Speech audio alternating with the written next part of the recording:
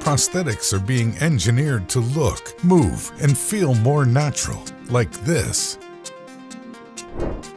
The future of prosthetics is bionic limbs that mimic and one day go beyond biological function.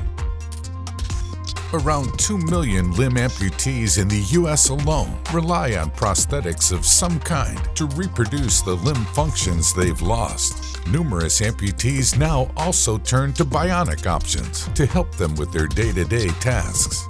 So what makes bionic limbs different from ordinary prosthetics? To put it simply, it's how they're controlled. Bionic limbs are externally powered and controlled through electric signals from the muscles or nerves above the level of amputation. Bionic limb prosthetics like the Hero Arm use special sensors to detect the smallest muscle, nerve, and electrical activity in the remaining limb and use microprocessors to convert these into intuitive and proportional bionic hand movements. Prosthetic technology has come far in the last several decades when it comes to how to control the limb. But what about touch? Our sense of touch is very important to our everyday lives. It helps us identify objects without looking and tells us how much pressure to apply in order to pick it up. But amputees with prosthetic limbs don't get this sensory feedback about what they're touching. So now some bionic limbs offer a sense of touch as well. Researchers have been able to partially endow amputees with the sense of touch on their bionic hands. This was done by using electrodes to feed precise electrical stimulation to their arms at the point of amputation. One amputee reported that they could feel their bionic hand and sense the position of its fingers. Other amputees were able to distinguish hard and soft objects in their bionic hands.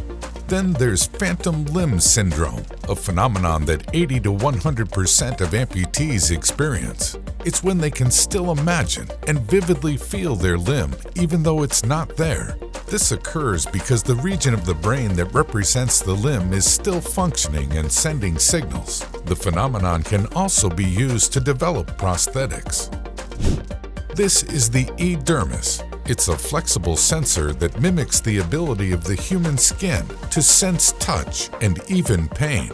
The device electrically stimulates the peripheral nerves in the user's arm and sends signals to the brain that brings the phantom limb to life. The Edermis can help amputees visualize the presence of their limb, to feel not just 1 or 2 fingers, but potentially the whole hand. While this is undoubtedly excellent progress, many amputees still use simpler prosthetics, like the prehensor, a more basic form of a prosthetic limb that includes hooks and mechanical hands. There are a few reasons why. The first and most basic barrier to access for bionic limbs is cost. Although a number of organizations are using 3D printing and open source technology to bring the price down, most bionic arms cost tens of thousands of dollars, with many insurance policies not covering such an expense. The second thing holding back the wider adoption of bionic arms is their overall usability.